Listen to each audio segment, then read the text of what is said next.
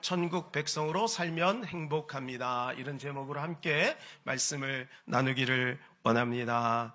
자, 오늘 본문에 보면 5개의 비유가 나옵니다. 누룩, 가라지, 그리고 보화, 진주, 그물, 이런 5가지 비유가 나옵니다. 여러분 성경을 읽으면서 이 비유가 나올 때는 우리가 하나님께 감사를 드려야 될 것은 이 비유의 목적은 2가지예요. 깨닫는 사람은 쉽게 깨닫게 되고 모르는 사람은 영영 모르게 되는 것이 비유예요.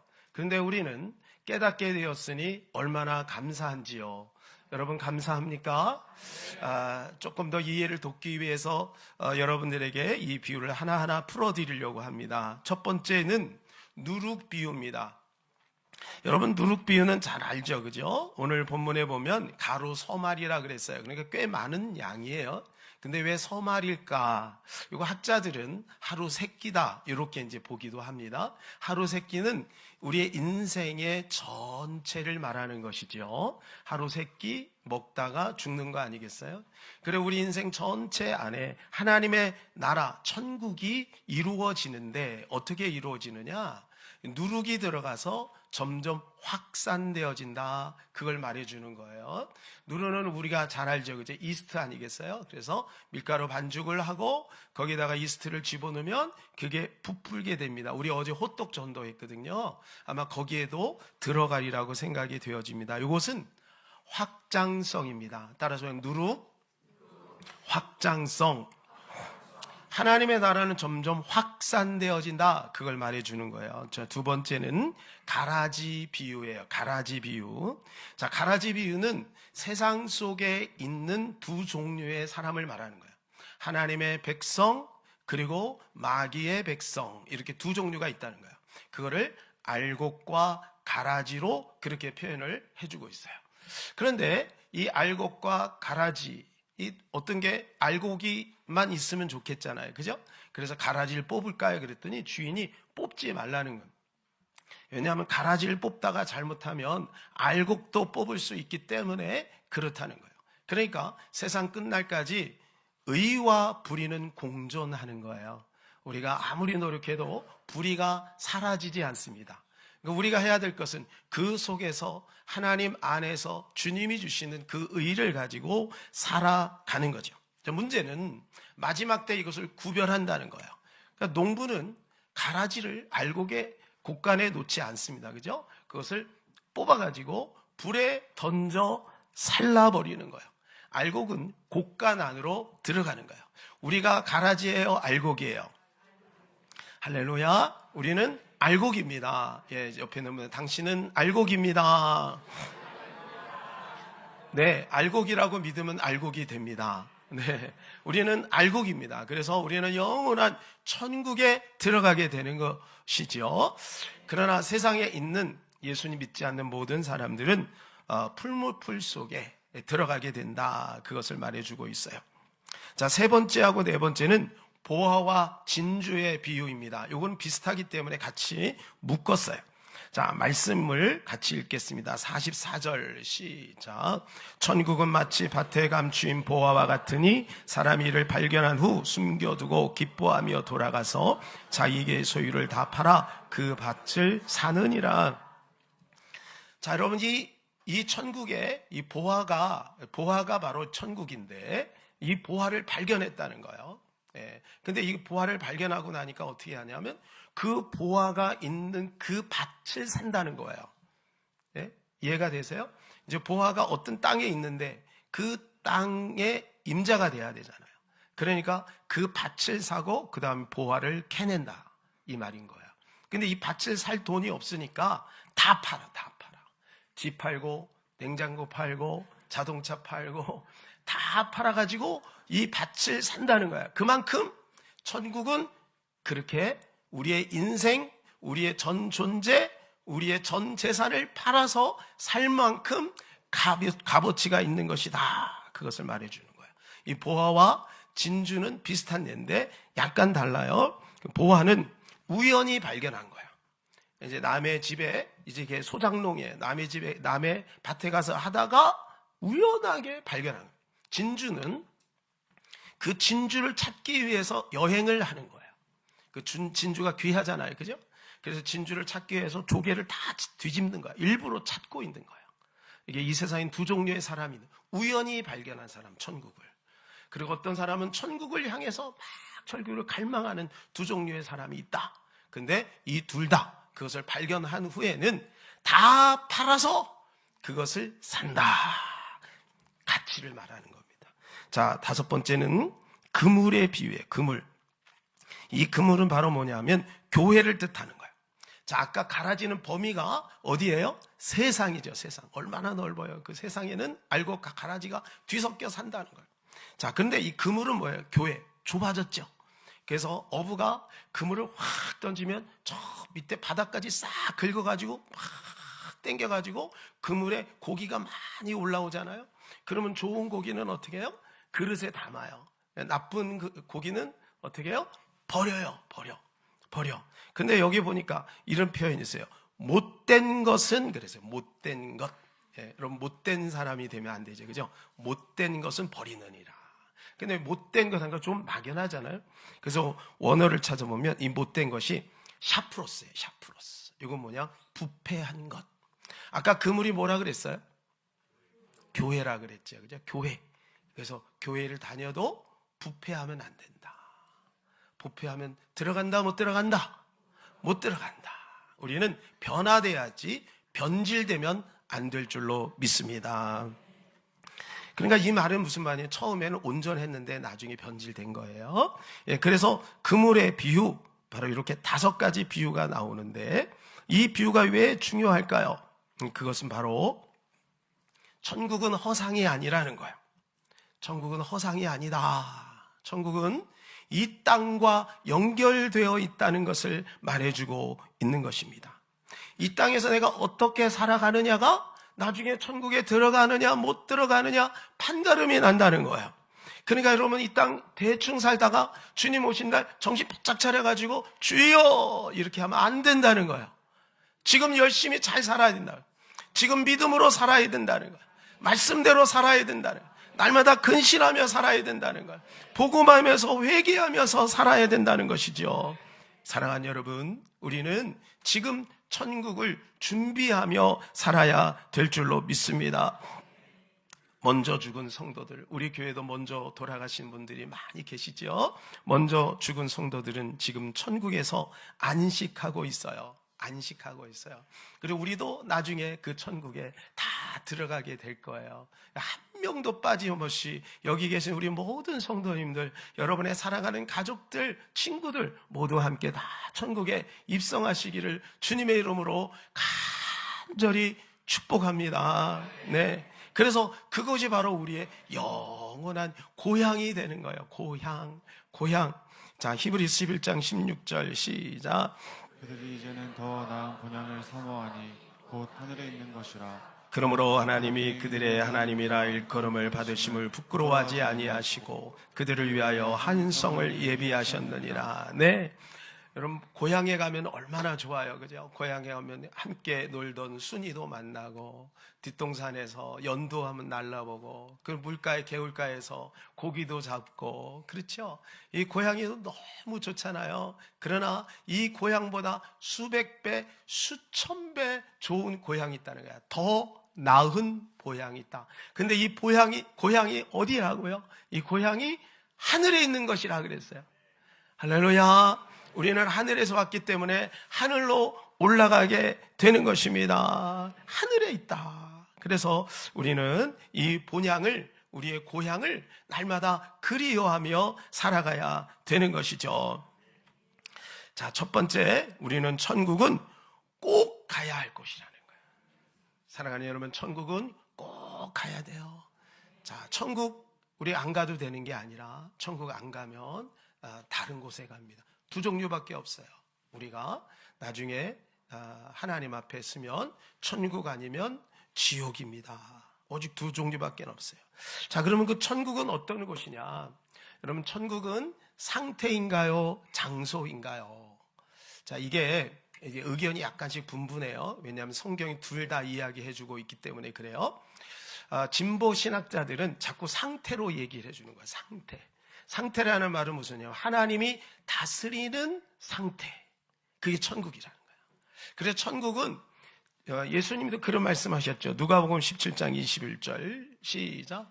또 여기 있다 저기 있다고도 못하리니 하나님의 나라는 너희 안에 있느니라. 어디에 있다고요? 너희 안에 있다. 우리 안에 있다. 그런 말이에요. 그죠? 천국은 우리 안에 있다. 이게 상태를 말해요. 하나님이 다스리는 그 상태. 그거 맞습니다. 왜냐하면 예수님이 그렇게 말씀하셨으니까. 그러나 또 천국은 장소라고 분명히 또 말씀을 해주셨어요. 자, 요한복음 14장 2절. 내 아버지 집에 거할 것이 많도다. 그렇지 않으면 너희에게 일렀으리라. 내가 너희를 위하여 거처를 예비하러 가노니. 예수님이 분명히 말씀. 거처를 예비하러 간다 그랬어요. 이 거처가 영어로 place예요. place는 장소잖아요. 그러니까 천국은 분명히 어떤 모양 있고 특성이 있는 공간적인 장소다. 이렇게 또 예수님께서 말씀하시는 거예요. 자, 그러니까 이 두 가지를 합치면 이런 말이에요. 하나님이 다스리는 특정된 장소.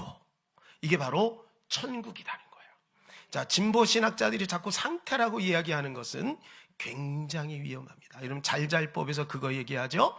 굉장히 위험한 거예요. 맞지만 틀려요. 그들이 말하고 하는 그 핵심은 그게 아니에요. 우리가 갈 곳이 정해져 있는 그 어떤 장소라는 것을 희석시키기 위해서 자꾸 상태를 얘기하는 거예요. 여러분 분명히 예수님 말씀하셨어요. 그리고 계시록에 말씀합니다. 그죠? 천국이 이런 모양으로 돼 있다. 그리고 분명히 몇 스타디온으로 되어 있다. 거기에는 보석과 진주와 12 진주문이 있다. 다 분명히 말씀을 하셨어요. 그러니까 천국은 하나님이 다스리는 특정한 장소를 말해주고 있는 겁니다. 그러면 하나님이 다스리는 장소가 천국이라면 하나님이 다스리지 않는 곳, 마귀가 일시적으로 다스리는 곳이 지옥이에요. 지옥도 분명히 장소적인 개념으로 우리가 볼 수 있어요.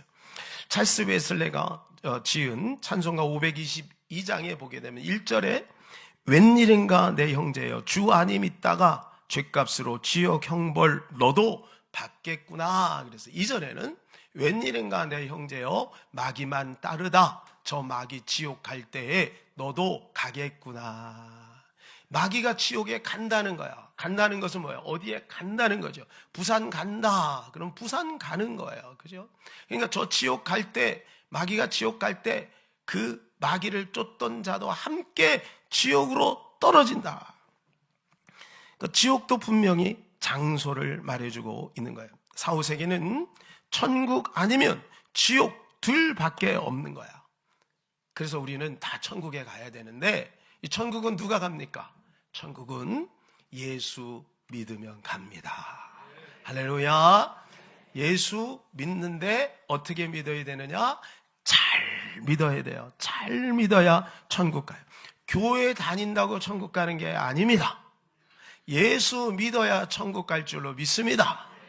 오늘 이 문제 해결하고 가세요. 나는 잘 모르겠어요. 그러면 상담하세요. 장로님들, 집사님들 또는 저에게 오셔서 상담하세요. 난 잘 모르겠어요. 이따가 말씀을 통해 성경을 통해서 분명하게 확증을 하겠습니다만은 잘 모르겠다. 그러면 그냥 여러분 두리뭉실하게 대충 막연하게 그냥 뭐 어떻게 되겠지 그러시면 안 됩니다. 명확하게 이해하고 가시기를 축복합니다. 우리가 예수 잘 믿으면 누구든지 다 천국에 들어가서 하나님이 세상을 이처럼 사랑하사 독생자를 주셨으니 이는 저를 믿는 자마다 멸망치 않고 영생을 얻게 하려 하심이라. 주님 말씀해 주셨습니다. 그래서 우리 하나님은 그 누구도 절대로 차별하지 않습니다. 모든 사람이 다 천국 갈 수 있도록 길을 열었어요. 차별은 하지 않지만 구별합니다. 왜 그들을 차별하지 않을까요? 하나님은 그들의 의견을 존중하세요. 그들의 의견을 존중하세요. 그러나 그들의 의견이 잘못되었다면 그것에 대한 책임을 그들 스스로 져야 되는 거예요. 하나님은 절대로 사람을 차별하지 않아요. 그러나 구별하십니다. 그래서 우리는 구별된 하나님의 백성으로서 천국 가게 된 것을 기뻐해야 될 것입니다. 자, 그러면 그때는 언제인가? 문제는 그때예요. 그때가 이제 모르니까 우리가 이제 막연하게 신앙생활 하는 거죠. 그러나 성경은 분명히 그때는 아무도 모른다. 심지어는 나도 모른다. 예수님 그랬잖아요. 나도 모른다. 예, 천사도 모른다. 누구만 안다. 아버지만 안다. 아무도 모른다는 거예요. 여러분, 종말은 두 가지가 있어요. 시대적 종말과 개인적인 종말이 있어요. 개인적인 종말은요, 늘 준비되어 있어요. 올 때는 순서가 있지만 갈 때는 순서가 없어요. 갈 때는 순서가 없어요. 여러분, 나이가 들어서 가시는 분들도 있지만 불의의 사고로 인해서 가시는 분들도 우리 주변에 의외로 많지 않습니까? 우리 지난 부흥회 때 들었죠? 1년에 자살하는 사람이 어마어마하지 않습니까? 어마어마한 사람이 또 사고로 죽습니다. 올 때는 순서가 있지만 갈 때는 순서가 없어요. 그렇기 때문에 우리는 항상 이 개인적인 종말을 준비하며 살아야 되는 것이죠. 자, 그런데 문제는 시대적인 종말인 거예요. 시대적인 종말. 지금 시대적인 종말이 점점 가까우고 있음을 우리는 직감할 수 있는 지혜가 필요한 것이죠. 이 시대적인 종말은 예수님 때부터 계속해서 주장이 되었어요. 근데 사람들이 예수님이 오지 않으니까 이제 지친 거예요. 그래서 그때도 이런 의심을 했어요. 그래서 초대교회 성도들 속에서도 에이, 예수님이 안 오는 거 아니야? 이렇게 생각을 했다는 거예요. 지금도 이 시대에 예수님이 오지 않는다라고 말하는 사람들도 종종 있습니다. 여러분, 그 말에 속지 마시기를 바랍니다. 예수님은 분명히 오십니다. 예수님 분명히 오세요. 제가 전에 말씀드렸죠. 성경에 예수님의 초림과 예수님의 재림에 대해서 예언한 구절이, 예수님의 재림에 대한 구절이 3배가 더 많다. 예수님의 재림, 예수님이 다시 오신다는 말씀이 성경에 더 많다는 거예요. 그러니까 초림 예수, 예수님 분명히 2000년 전에 아기 예수님으로 오셨다면 분명히 예수님은 다시 구름 타고 이 땅에 재림주로 오시게 될 것입니다. 자, 베드로후서 3장 9절 우리 다 같이 한번 읽겠습니다. 시작. 주의 약속은 어떤 이들이 더디다고 생각하는 것 같이 더딘 것이 아니라 오직 주께서는 너희를 대하여 오래 참으사 아무도 멸망하지 아니하고 다 회개하기에 이르기를 원하시느니라. 그때 베드로가 편지를 쓸 때도 많은 사람들이 예수님이 이상하다, 더디 온다, 예수님이 안 오는 거 아닌가, 이런 생각을 하는 사람들이 있었다는 거예요. 그것은 예수님이 일부러 더디 오는 게 아니라 모든 사람이 다 회개하기에 이르기까지 예수님이 기다리신다는 거예요. 여러분, 예수님 입장에서 한번 생각을 해봅시다. 예수님이 왜 빨리 못 오실까요? 예수님의 딜레마예요. 예? 한 사람이라도 더 회개해서 구원받기를 원하시는데 세상 사람들이 그렇게 고집부르고 예수님을 안 믿잖아요. 그러니까 그들을 생각하면은 예수님이 갈 수가 없는 거야. 그러나 하나님의 백성들이 오늘도 믿음을 지키기 위해서 오늘도 고군분투하고 있는 그 모습을 볼 때 너무 안타까운 거야. 그래서 빨리 저들을 안식에 놓고 싶은 거예요. 안식에. 그래서 예수님이 빨리 오고 싶은데, 그들을 생각하면 빨리 오고 싶은데 아까 말씀하신 그분들을 생각하니까 또 못 오는 거야. 이럴 수도 없고 저럴 수도 없고. 예수님의 마음이 얼마나 아프실까요? 그래서 때로는요, 하나님의 앞에 믿음 생활 잘하는 사람을 먼저 데려가기도 해요. 제가 신대원에 있을 때 너무 신실한 전도사님이 있었어요. 그분은요, 정말 법 없이도 살 수 있어요. 그리고 정말 말씀대로 살려고 애를 쓰고요. 그리고 정말 사역도 왕성하게 잘했던 분이 있어요. 그런데 그분이 집으로 돌아가시다가, 금요일날 마치고 집으로 돌아가시다가 사고로 인해서 돌아가셨어요. 저는 그 이야기를 듣고 너무 충격을 먹었어요. 아니, 주님, 저분을 왜 이렇게 먼저 데려가시나요? 나중에 하나님 앞에 기도하는 가운데 주님이 제 마음에 그런 깨달음을 주셨어요. 내가 그를 너무 사랑한다. 내가 그를 너무 사랑한다. 너무 흠이 없고 너무 정결하기에 내가 그를 먼저 데려간다. 이런 마음에 감동을 주시고 제가 위로를 받았어요. 때로는 그렇게 하기도 하시는 것 아니겠습니까? 자, 여러분, 그러나 그날과 그 시는 우리가 잘 모르지만 우리가 징조는 알 수 있다. 징조는 알 수 있다. 마태복음 16장 2절에 3절입니다. 예수께서 대답하여 이르시되 너희가 저녁에 하늘이 붉으면 날이 붉겠다 하고 아침에 하늘이 붉고 흐르면 오늘은 날이 굳겠다 하나니 너희가 날씨는 분별할 줄 알면서 시대의 표적은 분별할 수 없느니. 이런 무슨 말씀이에요? 시대의 표적을 분별할 수 있어야 된다는 거예요. 날씨를 보고 저녁에 이렇게 보면서 그 다음날 날씨를 우리가 예상할 수 있는 거예요. 그렇죠? 그런 것처럼 이 시대에 돌아가는 상황을 가만히 보면서 우리가 이 시대를 분별하면서 이 마지막 종말 때를 우리는 가늠할 수 있다. 자, 그러면 무엇일까요? 그게 마태복음 24장에 보면 이 마지막 때 일어날 일들에 대해 굉장히 많이 말씀합니다. 뭐 나라와 나라가 다툼이 있고 민족과 민족이 전쟁을 하고 기근, 뭐 지진, 그 다음에 또 질병, 뭐 이런 것들에 대해서 굉장히 많이 이야기를 해요. 그러나 그건 시대마다 있었기 때문에 사실 그걸 가지고 우리가 구별하기는 쉽지가 않습니다. 또 무화과 나무의 비유가 있죠, 그죠? 무화과 나무에 꽃이 피면 여름이 된 줄을 알아라. 그게 이제 이스라엘의 독립이다. 1948년도에 이스라엘 독립한 지 벌써 굉장히 많은 시간이 지났잖아요. 그러니까 70년 이상이 지났잖아요. 그러니까 이제 또 이게 헷갈리는 거예요. 자, 그런데요, 아주 중요한 단서가 하나 있어요. 그것이 마태복음 24장 15절인데요. 다 같이 한번 읽겠습니다. 시작. 그러므로 너희가 선지자 다니엘이 말한 바 멸망을 가져간 것이 거룩한 곳에 선 것을 보거든 있는 자는 깨달을진저. 다니엘서에 나오는 이야기를 예수님께서 다시 반복해서 말씀해 주고 있는 거예요. 멸망에 가증한 것이 거룩한 곳에 선 것을 보거든. 이게 무엇일까요? 이 거룩한 곳을 많은 학자들은 제3성전으로 보는 거예요. 그런데 그 제3성전이 지금 있어요, 없어요? 네, 여러분 잘 모르시는군요. 네, 없어요. 네, 제3성전은 없어요. 근데 앞으로 이 제3성전이 지어질 것 같은 조짐이 있다는 거예요. 근데 이 제3성전을 짓기 전에 먼저 정결 예식이 있어야 돼요. 그것이 바로 뭐냐 하면 붉은 암송아지를 하나님 앞에 제물로 드려야 되는 거야. 그게 성경에 다 기록이 되어 있어요. 자, 어떤 뭐 나라 기근, 지진, 전쟁, 뭐 전염병 이런 것들은 사실은 조금 특정하기가 어려워요. 그런데 이러한 것들은 우리가 특정할 수 있는 거예요. 왜냐하면 붉은 암송아지는 좀처럼 생겨나질 않는데요. 그런데요, 그것이 22년에 붉은 암송아지가 미국에서 발견이 된 거예요. 여러분, 이 붉은 암송아지는요, 털이 전혀 다른 색깔과 섞이면 안 돼요. 그리고 멍에를 맨 적이 없어야 돼요. 그리고 2년 정도가 돼야 된대요. 그런데 미국에서 22년에 그 붉은 암송아지가 5마리가 발견돼서 이 5마리를 이스라엘로 이제 옮겼어요. 이것을 옮기고 나서 이제 하마스에서 바짝 긴장을 하는 거예요. 왜냐하면 지금 사진을 한번 그 다음 보여주시면요. 자, 여기 네모칸에 보면 이게 바움, 황금 돔이 있고요. 그 다음에 알-아스크라고 하는 그러한 사원이 있어요. 알-아크샤라고 하는 사원. 그 다음에 한번 보여주세요.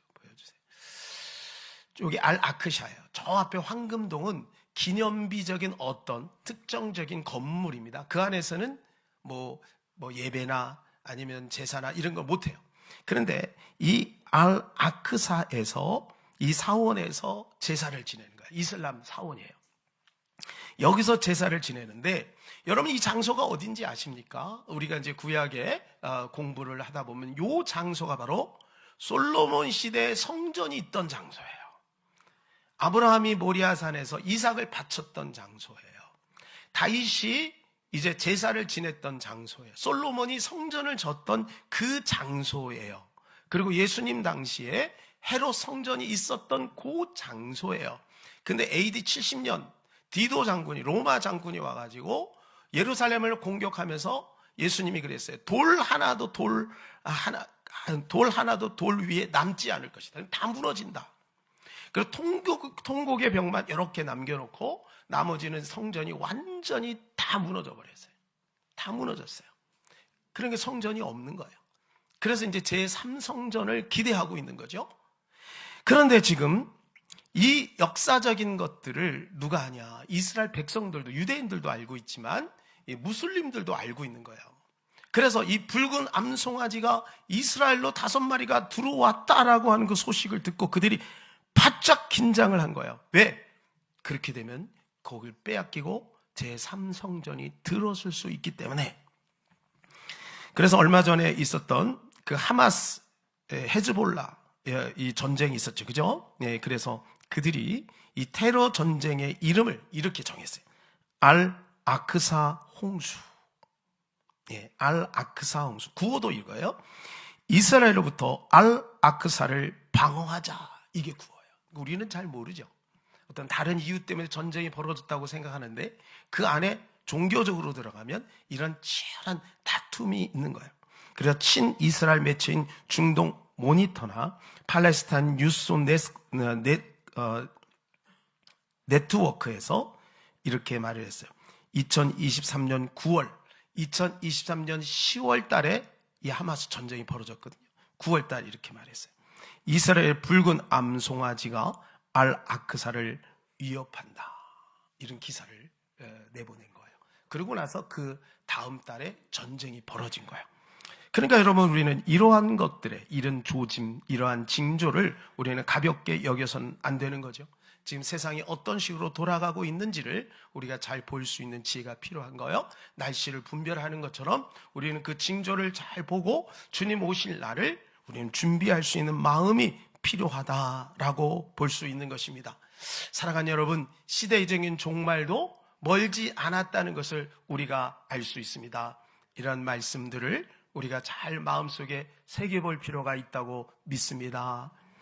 자, 그러면요, 우리가 이런 말씀을 듣을 때 우리가 마음에 좀 불안한 마음이 생길 수도 있어요. 갑자기 예수님 오시면 나는 어떡하나? 우리 가족들은 어떡하나? 이런 생각이 들 수도 있겠죠? 여러분, 이럴수록 우리는 말씀을 붙잡아야 될 것입니다. 오늘 말씀 4구절을 살펴보는데 이 말씀을 통해 여러분의 마음에 구원의 확신이 분명해지기를 주님의 이름으로 축복합니다. 요한일서 5장 13절입니다. 시작. 요한일서 5장 13절. 13절 없습니까? 제가 읽어드릴게요. 내가 하나님의 아들의 이름을 믿는 너희에게 이것을 쓰는 것은 너희로 하여금 너희에게 영생이 있음을 알게 하려 함이라. 너희에게 영생이 있음을 알아라. 그렇게 말씀하는 거예요. 여러분, 우리 안에 영생이 있음을 아시기를 축복합니다. 여러분, 믿는 것도 중요하지만 아는 것은 더 중요해요. 아는 것은 사실이잖아요. 믿는 것은 알기 때문에 믿는 거예요. 그러니까 알므로 믿어야지 막연하게 믿습니다 쌍시옷 해갖고 믿습니다 그런다고 믿는 게 아니라는 거예요. 예수 그리스도가 내 안에 있는지 없는지 확증하라 그랬어요. 자, 요한일서 5장 11절 12절 시작. 또 증거는 이것이니 하나님이 우리에게 영생을 주신 것과 이 생명이 그의 아들 안에 있는 것이라. 아들이 있는 자에게는 생명이 있고 하나님의 아들이 없는 자에게는 생명이 없느니라. 자, 누가 있는 자는 생명이 있다고요? 아들이 있는 자는 생명이 있다는 거예요. 아들은 누군가요? 바로 예수 그리스도인 것입니다. 자, 다른 거 없어요. 예수님이 있느냐 없느냐 이거예요. 자, 신방을 하다 보면 집집마다 어쩌면 그렇게 깨끗한지 몰라요. 파리가 미끄러질 정도로 깨끗해요. 집집마다. 그래서 제가 나오면서 그런 생각, 평상시도 그럴까? 여러분, 우리가 예수님을 마음에 모실 때 우리의 마음 비워지게 되는 거예요.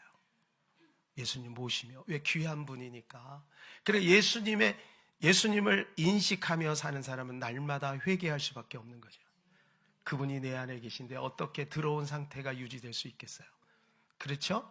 그러니까 예수님이 내 안에 계시다는 것이 확신이 있다. 그 사람은 구원받은 거예요. 내가 조금 부족할 수도 있어요. 넘어질 수도 있어요. 실수할 수도 있어요. 모자랄 수도 있어요. 여러분, 그것은 중요하지 않아요.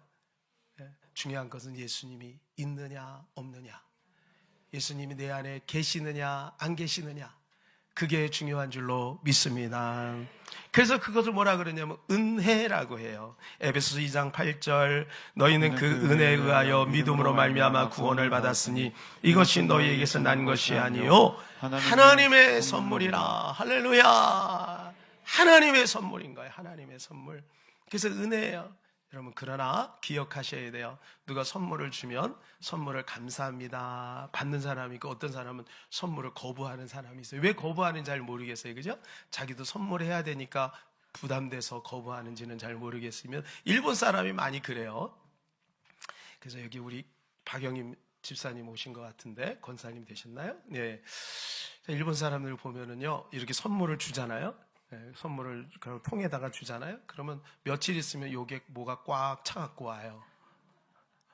그래서 한편은 좋기도 하지만 한편으로는 조금 매력이 없다. 그냥 선물은 선물대로 받으면 되는데, 예? 그래요. 여러분, 주님이 주신 선물 그냥 받으면 돼요. 할렐루야. 받으시기 바랍니다. 예수님이 오늘 여러분의 마음에 침투하시는 줄로 믿습니다. 예수님이 여러분 마음속 깊은 곳에 들어가기를 원하시는 줄로 믿습니다. 아멘 하세요. 입을 열고 아멘 하세요.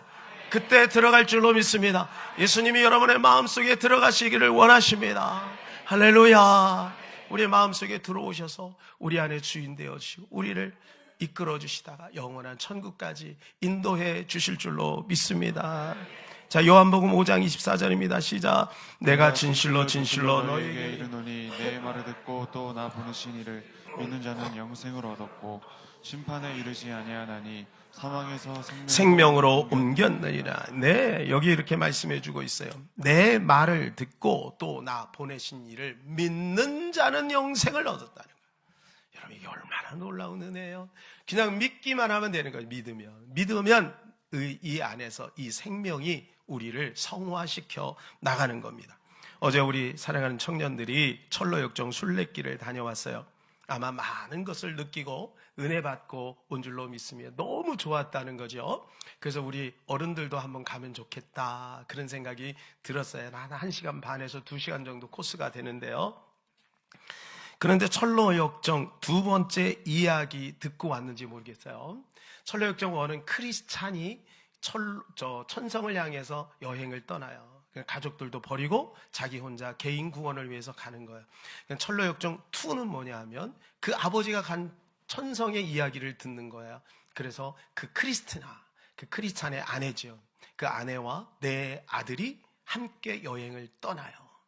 그래서 그 아버지가 갔던 그 길, 그 위험, 그 고비 그런 걸 다 경험하고 돌파하고 그리고 그 가족들도 함께 천국에 입성하는 내용이에요. 여러분, 이게 1편도 참 재미있지만 2편은 더 박진감이 있는 거예요. 왜냐하면 1편은 뭔가 이렇게 완전하다, 뭔가 좀 당당하고 이렇게 단단하다 이런 느낌이 있는데 2편은 뭔가 말랑말랑하고 흠이 있어요. 그런데 그 가운데 하나님이 은혜를 주셔서 그들도 함께 들어간다는 것이죠.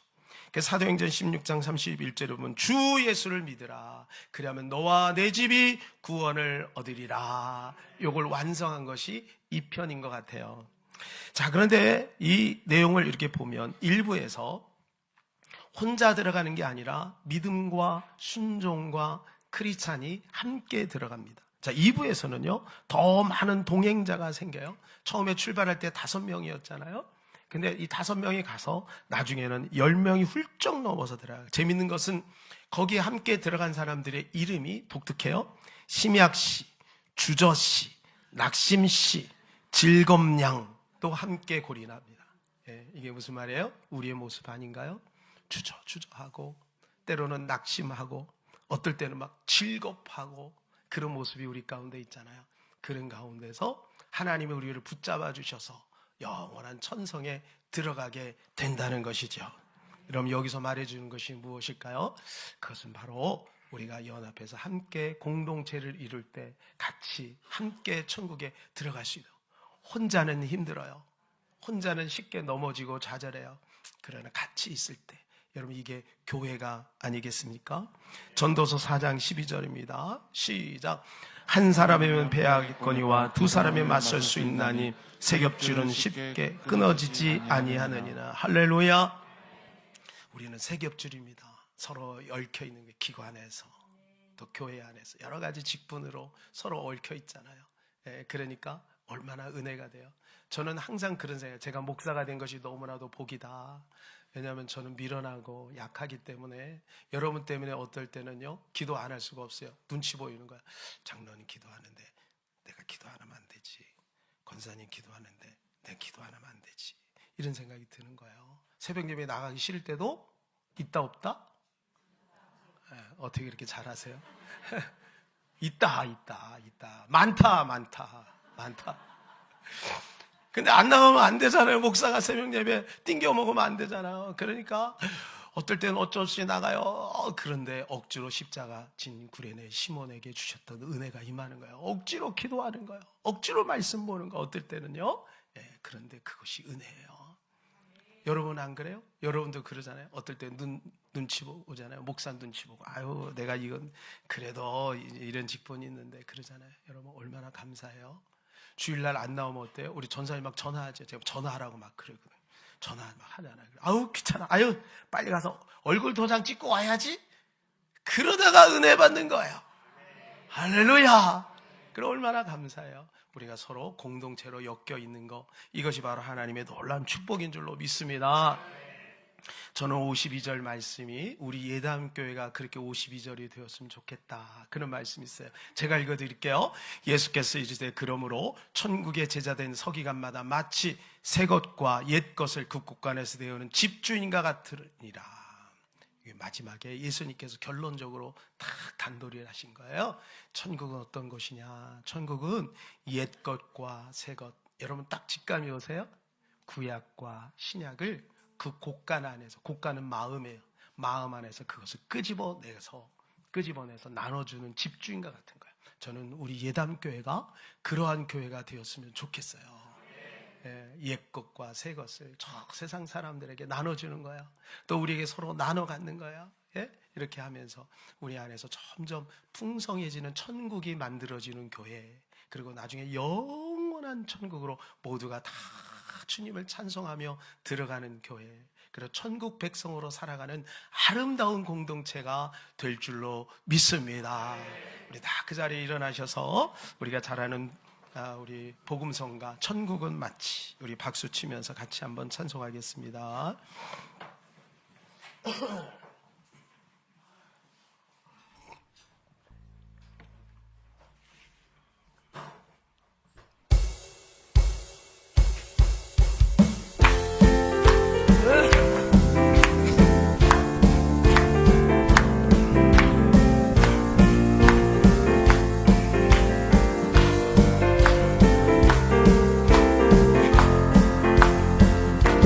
천국은 마치 밭에 감추린 보화, 땅속에 묻힌 아무도 모르는 곳선. 천국은 마치 밭에 감추린 보화, 땅속에 묻힌 아무도 모르는 곳선이란데, 발견한 사람을 기뻐 뛰며 집에 돌아가. 집 팔고 땅 팔고 냉장고 팔아 기어이 그 밭을 사고 말 거야. 천국은 마치 밭에 감추인 보화, 땅속에 묻힌 아무도 모르는 보석. 마치 밭에 감추인 보화, 땅속에 묻힌 아무도 모르는 보석이. 그 보석 발견한 사람은, 그 보석 발견한 사람을 기뻐 뛰며 집에 돌아가. 집 팔고 땅 팔고 냉장고 팔아 기어이 그 밭을 사고 말 거야. 아멘. 천국은 마치 밭에 감추인 보화, 땅속에 묻힌 아무도 모르는 보석. 천국은 마치 밭에 감추인 보화, 땅속에 묻힌 아무도 모르는 보석이라네. 할렐루야. 여러분 가슴에 한번 손을 한번 얹어 보시죠. 어떠세요? 심장이 뛰십니까? 우리 심장이 뛰고 있어요. 생명입니다. 그러나 우리는 두 번째 생명을 잊어선 아니 될 줄로 믿습니다. 이 육신의 심장은 멈춰지는 날이 오게 될 거예요. 그러나 영원한 심장 예수 그리스도가 우리 안에 계시기 때문에 우리는 영원한 천국에 들어가게 될 것입니다. 우리는 이 시간에 그 예수 그리스도를 누구보다도 사모해야 될 줄로 믿습니다. 그분 때문에 천국 가는 것입니다. 그분 때문에 우리는 이 땅에서 천국을 누리며 살아가는 것이지요. 이 두 손을 높이 들고 하나님, 나를 받으시고 내 안에 계신 예수 그리스도로 말미암아 영원한 천국 백성으로 살아갈 수 있도록 은혜 베풀어 주시고, 나뿐만 아니라 살아가는 모든 가족들 함께 갈 수 있도록 긍휼과 자비를 베풀어 주시옵소서. 이 시간 우리 주여 하고 간절히 기도합니다. 주여. 아버지, 아버지, 아버지,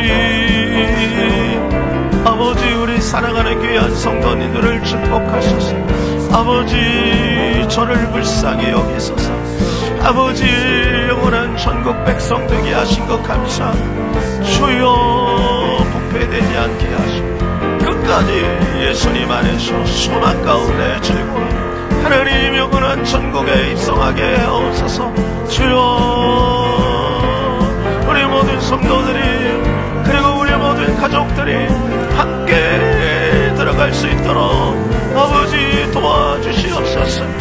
은혜를 베풀어 주시옵시고 주의 성령으로 우리의 영혼 속 깊은 곳에 주님 우리를 만져주시고 주님 도와주시옵소서. 아버지, 저들을 붙잡아 주세요. 주여, 저들에게 마음을 열어주시고 귀를 열어주시고 생각을 열어주시고 하나님의 은혜가 임하게. 아멘, 아멘, 아멘. 하나님, 우리 안에 천국이 들어왔습니다. 이 천국이 날마다 확장되어지기를 소원합니다. 세상에 있는 가라지들 때문에 낙심하지 말게 하여 주시옵소서. 하나님이여, 이 천국을 발견하기에 우리는 그 어떤 것도 이 천국을 대신할 수 없기에 하나님 다 팔아도 천국을 빼앗기지 말게 하여 주시옵소서.